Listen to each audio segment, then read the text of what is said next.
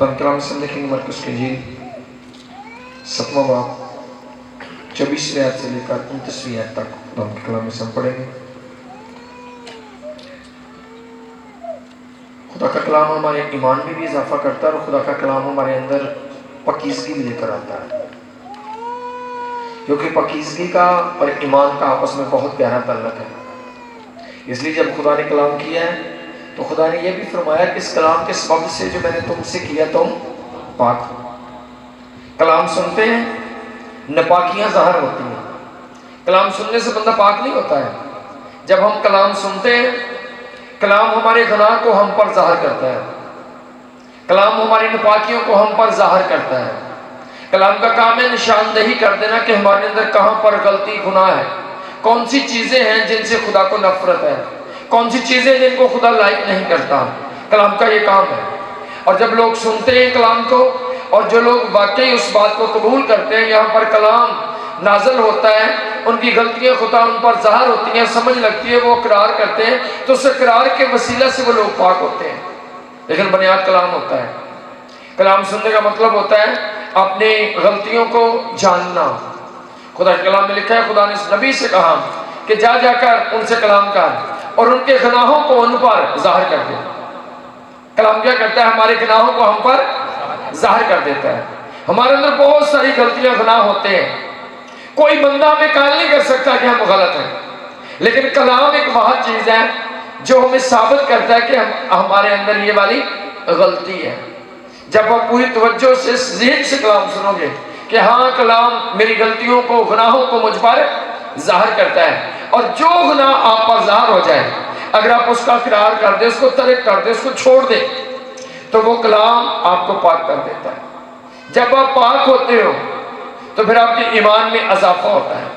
कई दफ़ा आप कुछ काम करने लगते हो, आपका दिल चाहता है खुदा मुझे ये बरकत दे, आप दुआ शुरू करते हो, कहना शुरू करते हो, दुआ में भी आपके ज़हन में होता है नहीं खुदा ने मेरी कितने सुननी है, क्यों हुणे तो मैं आप उठा काम करके हैं, अभी तो मैंने ये गुनाह किया है। तो वो गुनाह आपके ईमान को डाउन कर देता है।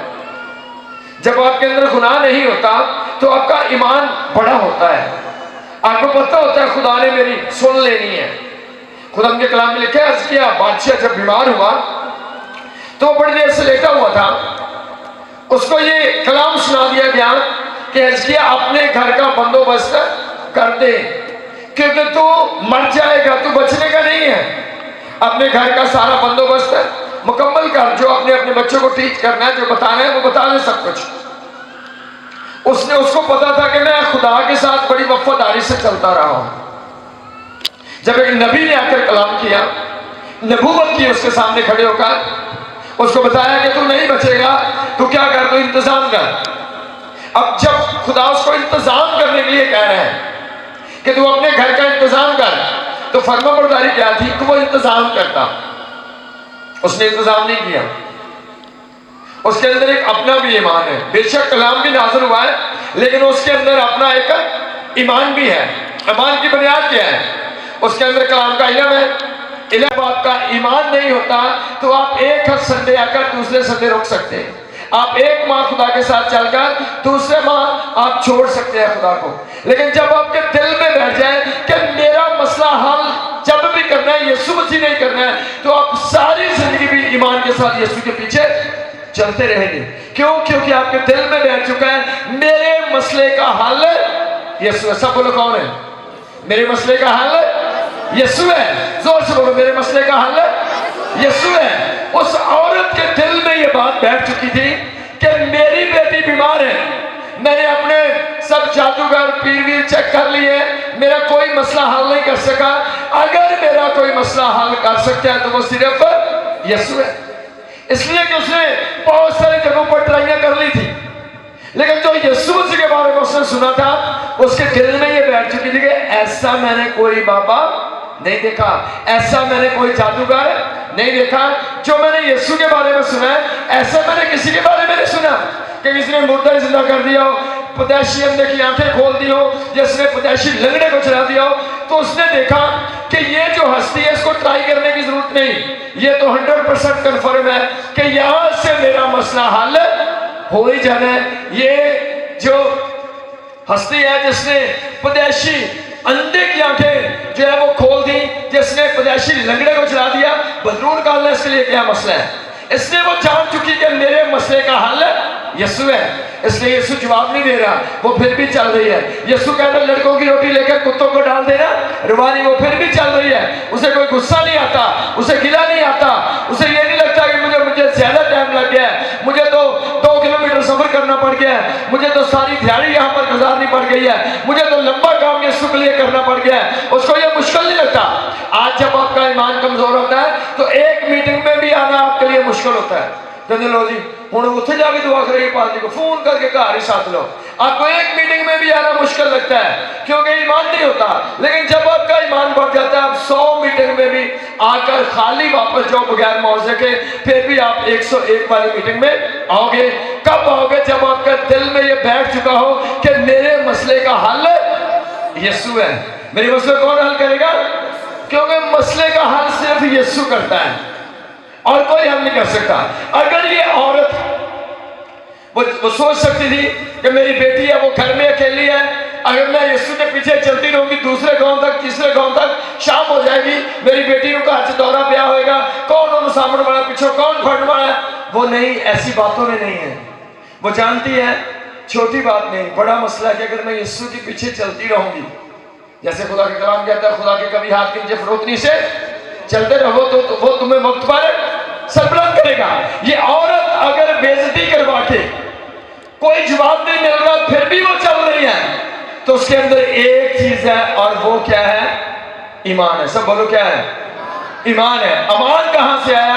उसने यीशु मसीह के बारे में लोगों से सुन रखा था कि यीशु मौजूद करता है। जैसे मैंने काम यीशु के बारे में सुने हैं, वैसे मैंने किसी और के बारे में ऐसा नहीं सुना।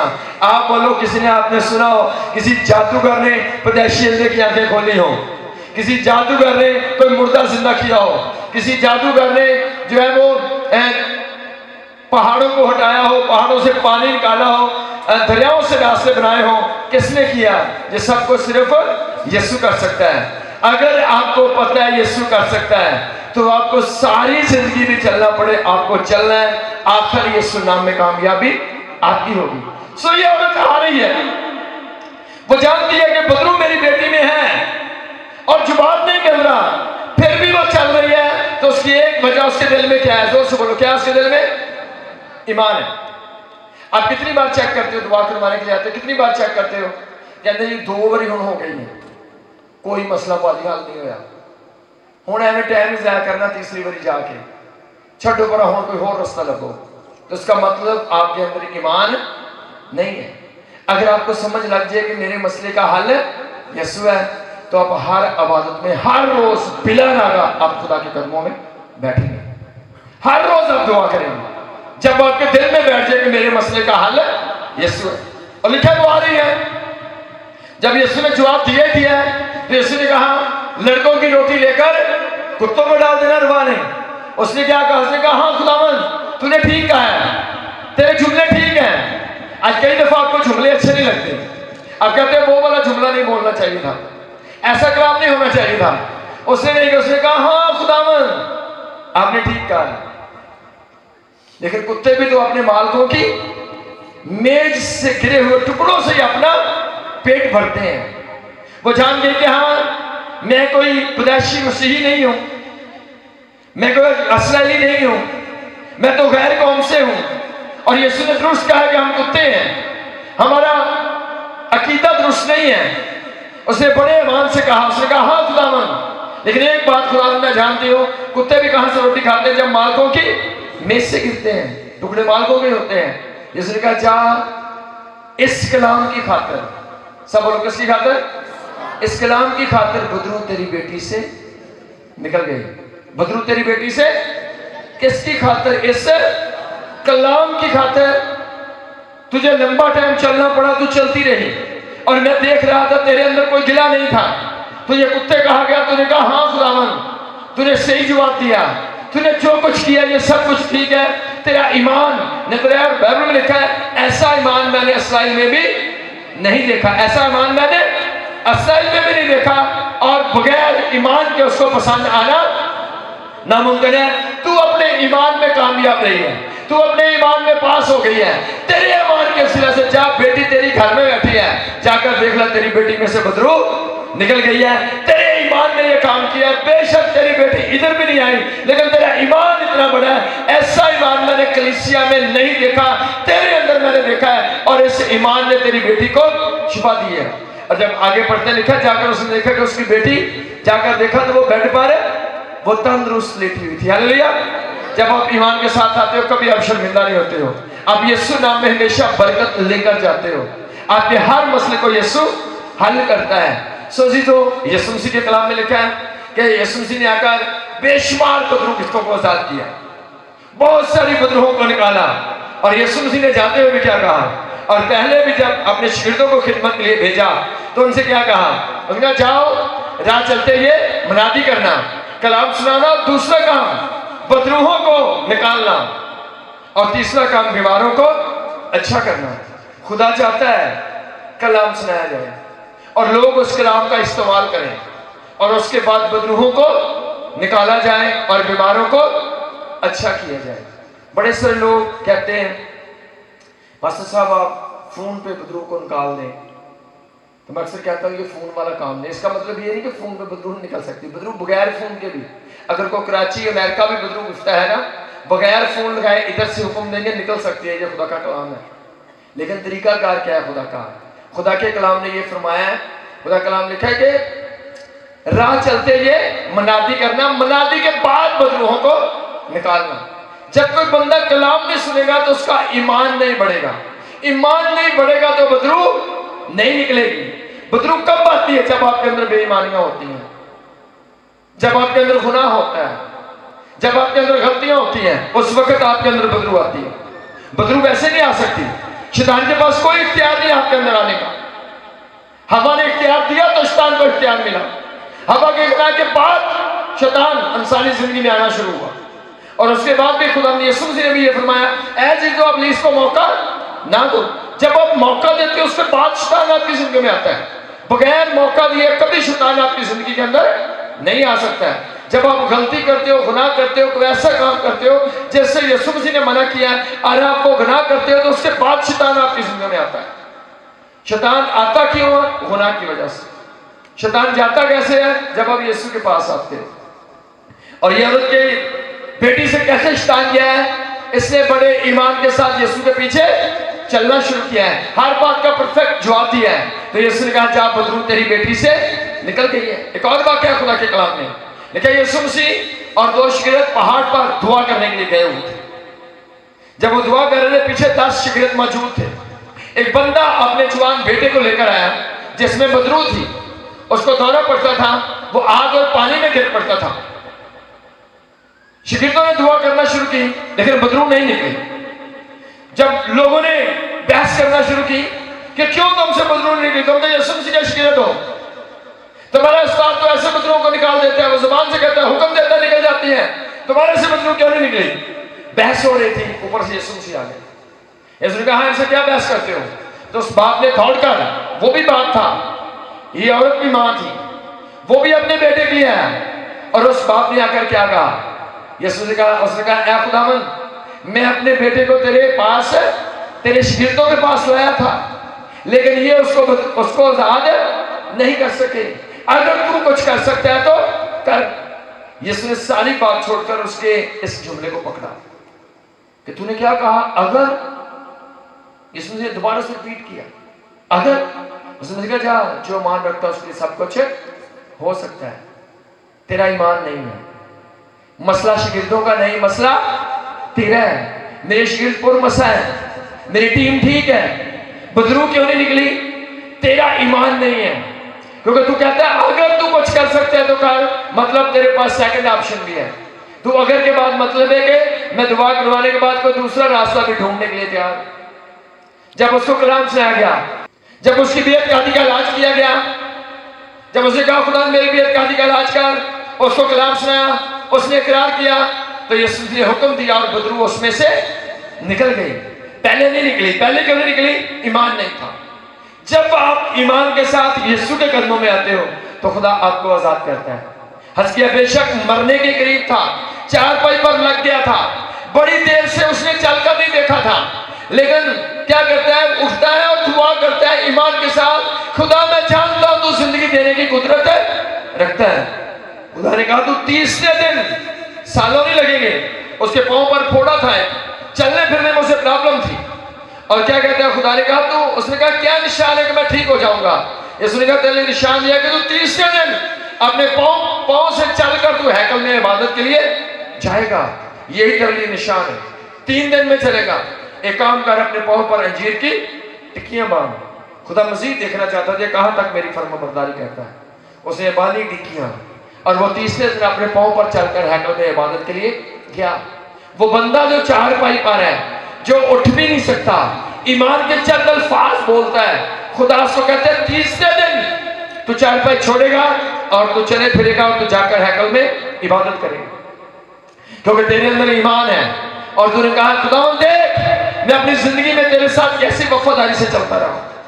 और ये औरत आती है, बेटी को बहुत बदरू तंग करती, सताती है, दौरे पड़ते हैं, मगर वो ईमान के साथ आ रही है, और उसके ईमान से इसका चाहे इस कलाम के सबब से, इस ईमान के सबब से बदरू तेरी बेटी में से निकल गई। और ये बंदा जो आता है, इसके बेटे के अंदर बदरू है, और ये क्या कहता है, कहता है खुदा अगर तू कुछ कर सकता है तो कर। यीशु कहा जो ईमान रखता है उसके लिए सब कुछ हो सकता है, जो ईमान नहीं रखता उसके लिए कुछ भी करना नामुमकिन है। उसने कहा खुदा मेरी बेतकादी का इलाज कर। जब उसकी बेतकादी का इलाज हुआ तो बदरू उसमें से निकल गई। अजीजों, यीशु मसीह ने मसीहों को बदरूहें निकालने के लिए बनाया। यीशु ने कहा मैंने तुमको इख्तियार दिया कि सांपों और बिच्छुओं को कुचलो और दुश्मन की सारी कुदरत पर, तस्वीर पर गालिब आओ, तुम्हें किसी चीज से ज़ाहिर ना पहुंचेगा। खुदा चाहता है तुम बदरूहें निकालो। कब शैतान जिंदगी में आता है? खुदा उनके कलाम में मशहूर बातें हैं। लिखा है सौल बादशाह को जब मसा किया गया, खुदा का रूह उस पर ठहर गया। उसने गुनाह करके खुदा के रूह को रंजीदा कर दिया। जब खुदा का रूह चला गया तो बुरी रूह आकर उसे सताने लगी। मसीहों में कब बदरूहें आती हैं? जब आप यीशु मसीह के पीछे चलना बंद कर देते हो, जब आप दुनिया के रस्मों रिवाजों को पसंद करना शुरू करते हो, जब आप इबादत बंदगी छोड़ देते हो, जब आप बाइबल पढ़ना छोड़ देते हो, मौज मस्ती में चले जाते हो, गाने फिल्मों में घिर जाते हो, गुनाह बदी आपकी जिंदगी में आती है, नशा आपकी जिंदगी में आता है, तो ये चीजें शैतान को अपनी जिंदगी में लेके आती है। लेकिन जब आपका ईमान जिंदा होता है, आप कलाम सुनते हो, आप नशा छोड़ते हो, आप गाने छोड़ते हो, आप फिल्में छोड़ते हो, आप हरामकारी, आप बदी को, लव स्टोरियों को छोड़ते हो, खुदा फिर से आपको पाक करता है और आपका ईमान जिंदा हो जाता है। जब आपका ईमान जिंदा हो जाता है तो जिंदा ईमान आपके अंदर से बदरूहों को निकाल देता है। गुनाह आपके ईमान को डाउन लेकर जाता है और पकीज़गी आपके ईमान को अप कर देती है। इसलिए यीशु मसीह ने क्या कहा? कलाम के सबब से तुम पाक हो। सब कलाम क्या करता है? पाक करता है। कैसे पाक करता है? कलाम के थ्रू। जब मैंने कहा गानों से आप नापाक होते हो, तो ये कहना ठीक है, नहीं समझे, तो उसका मतलब आपने इकरार कर लिया, आप क्या हो गए? आप पाक हो। मैंने कहा नशा आपको नापाक करता है। अगर ये बात आपके दिल को छुए कि ये खुदा की बात है, आप में ठीक है आज से सिगरेट या कोई भी और ऐसी चीज नहीं खाऊंगा, तो उसका मतलब इस कलाम ने आपको आवारा है कि आप इस नापाकी को छोड़ दो। आपने कलाम सुना कि शराब भी खुदा की बादशाही के वारिस ना होगी, आपने कहा ठीक है आज से मैं शराब नहीं पीऊंगा, तो उसका मतलब इस कलाम ने आपको पाक कर दिया। जब पकीज़गी आती है तो पकीज़गी से ईमान बढ़ना शुरू होता है और वो इतना बढ़ जाता है कि बदरूहें बगैर हाथ लगाए आपकी जिंदगी से चली जाती है। लेकिन जब गुनाह आता है तो शैतान आता है, गुनाह आता है, बदरू आपकी जिंदगी में आती है। जब पकीज़गी आती है शैतान भाग जाता है और आप आजाद हो जाते हो।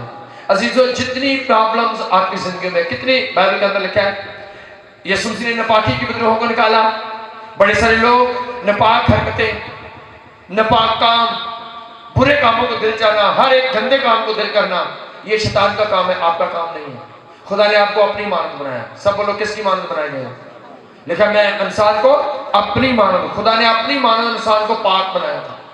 शैतान ने आकर नपाकियां पैदा की। आज सोचों को नपाक करता है, आपका देखना नपाक करता है, आपका सुनना नपाक करता है, आपके अंदर नपाकी आती है, ये शैतान की मौजूदगी है। लेकिन जब पाक रूह, सब बोलो कौन सा रूह? रूहुल कुद्स। खुदावंद ने आपके लिए पाक रूह भेजा है। सब बोलो क्या भेजा है? खुदा चाहता है पाक रूह से भरे रहो। जोर से बोलो किससे भरे रहो? पाक। खुदा चाहता है पाक रूह से भरे रहो। शैतान क्या चाहता है? नापाकियों से भरे रहो। आप घूमो, आपको पाकीज़गी ढूंढना मुश्किल हो जाए। अब लोगों से 10 मिनट बैठ के देखो, पता चल जाएगा कितने ईमानदार हैं। सेक्सी गुफ्तगू, गंदे मजाक, गंदी बातें, गंदा सुनना, गंदा बोलना, शैतान की मौजूदगी है। लेकिन जब खुदा का रूह, तो उसका नाम ही क्या है? जब रूहुल कुद्स तुझ पर नाज़िल होगा तो तुम कुव्वत पाओगे। कब कुव्वत आती है? जब पाक रूह आपकी जिंदगी में आता है। कब कमजोरी आती है? जब नापाक रूह आपकी जिंदगी में आती है। अगर पाक रूह से भरे हुए हो तो आप जोर आवर और शैतान पर गालिब आओगे। आप गुर्बत पर, बीमारियों पर, हर चीज पर गालिब आओगे, क्योंकि आपके अंदर रूहुल कुद्स है। और रूहुल कुद्स नाज़िल होगा तो तुम कुव्वत पाओगे। जब बुरी रूह आती है, देखा यीशु से एक अबात खाने के अंदर गए, वहां पर एक औरत थी जो 18 साल से बदरू गिरफ्ता थी। लोगों को नहीं पता था इसके अंदर बदरू है, लेकिन कमजोरी की बदरू उसके अंदर थी। 18 साल से बदरू ने इतना कमजोर किया हुआ था कि वो कुबड़ी हो चुकी थी, वो सीधी खड़ी नहीं हो सकती थी। और यीशु ने उससे कमजोरी की बदरू को निकाला। शैतान आता है वो आपको कमजोर करता है, बीमारियां आपको कमजोर करती है, बदरूहें आपको कमजोर करती है। जब पाक रूह आता है तो क्या लिखा है? रूहुल कुद्स नाज़िल होगा तो तुम कुव्वत पाओगे। यीशु मसीह कहे, उसमें लिखा है नापाक रूह इसमें से निकल जा। नापाक बदरू है, आई नशे की बदरूहें हैं। पूछो बंदे के, कहता जी हालात घर दे बहुत खराब ने, है जी, हांडी बड़ी औखी पक्कत नहीं है। पूछो सिगरेट, कहता जी बस एवं 150 की पी दी। ओ भाई तू तो बहुत अमीर है, तू 150 की 100 की सिगरेट पी सकता है, तू गरीब है। अय्याशी करना अमीर लोगों का काम है, गरीब लोगों का नहीं। अगर आप 100 रुपए की 50 की सिगरेट पी सकते हो तो उसका मतलब आप तो बहुत ज्यादा अमीर हो, आपके पास तो बाफर पैसा है।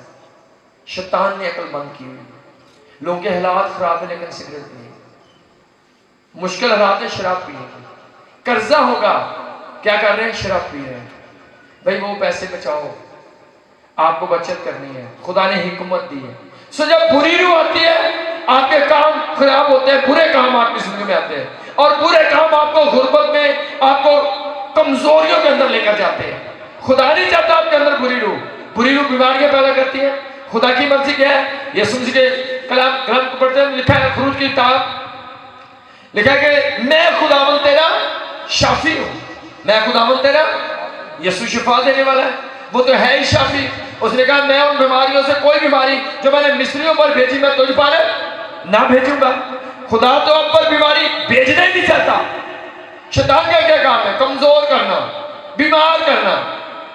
कुबड़ी थी औरत, कमजोरी की बदरू थी उसके अंदर, मिर्गी थी बच्चे को, उसका बाप लेकर आया, कहते उसको दौरा पड़ता है, कभी आग और पानी में गिर पड़ता है। मिर्गी थी, लोग समझते मिर्गी बीमारी है, बदरू थी,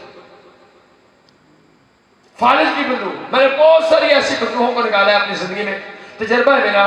मैंने फालिज की बदरू, गैंठी की बदरू, टीबी की बदरू, शुगर की बदरू, ये मैंने निकलती देखी लोगों में से।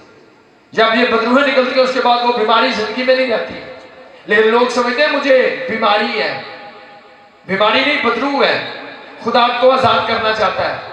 अगर अपना दिल खुदा को दे दो, पाक रूह आपकी जिंदगी में आ जाए, नापाक रूह आपकी जिंदगी में से निकल जाए, तो आप जोर आवर हो जाओगे।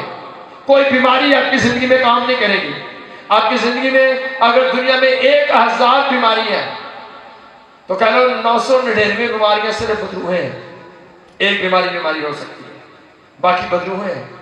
अगर बदरूहें निकल जाएं, आपके अंदर मसा आ जाए, पाकरू आ जाए, आप तौबा कर लें, बपतिस्मा ले लें, अपनी जिंदगी खुदा को दे दें, पाकरू से भर जाएं, नशा सिगरेट गाली गलौज छोड़ दें, बदरू कभी आपकी जिंदगी में नहीं आ सकती है। गुनाह शैतान को लेकर आता है, गुनाह शैतान को अपनी जिंदगी में लेकर आता है। पाकरू आपके अंदर पकीज़गी और रूहानी पावर, ताकत और शिफा को लेकर आता है। अगर अपनी जिंदगी आप खुदा को देते हो तो वो बदरूहें जो आपको गुर्बत के अंदर लेकर जाती है, वो बदरूहें जो आपको बीमारियों के अंदर लेकर जाती है, वो बदरूहें जो आपको सताती हैं, तंग करती हैं, परेशान करती हैं और बड़ी प्रॉब्लम्स पैदा करती हैं, आपके हाथ में इख्तियार है, आप उनको मान सकते हो। पर कब? जब अपनी जिंदगी आप यीशु मसीह को दे देंगे। हालेलुया। कैसे बदरू आती है? गुनाह की वजह से। अगर आपने यीशु मसीह को कबूल नहीं किया, बदरू आपकी जिंदगी में आ सकती है। अगर आपने यीशु को कबूल किया है लेकिन आप दुआगो नहीं हो, आप बुरे कामों में हो, आप बदी के अंदर हो, आप नापाकियों के अंदर हो, तो बदरू काम कर सकती है। आपकी हजारों प्रॉब्लम जो है वो शैतान की तरफ से है। सिर्फ बदरू निकालो, सब प्रॉब्लम्स आपकी जिंदगी से चली जाएगी। खुदा आपको शादमानी देना चाहता है, खुदा आपको सरफराज करना चाहता है, खुदा आपको मथाजियों से निकालना चाहता है, खुदा आपकी हर एक जरूरत को वक्त पर पूरा करना चाहता है। शैतान है जो आपको प्रॉब्लम के अंदर लेकर जाता है। सो अपनी जिंदगी खुदा को दो, शैतान से आजाद हो जाओ।